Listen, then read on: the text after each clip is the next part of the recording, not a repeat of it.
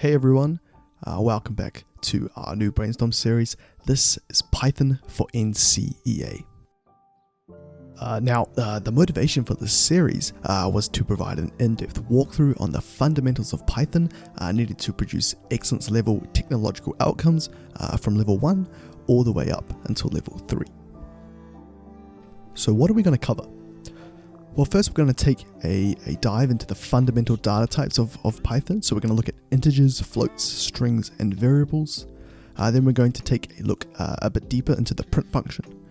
We're then going to move on to string manipulation and the inbuilt Python math module.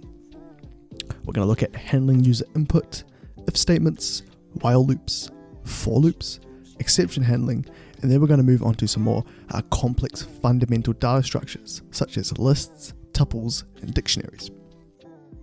After that, we're going to look at reading text files, and then we're going to move on to functions, and finally classes and objects for object-oriented programming. Now, for level 1, the videos of interest are going to be videos 1 to 8, but you can probably skip video 7 if you like. For level 2 and 3, all of the videos are going to be of interest to you. So what am I going to assume that you know?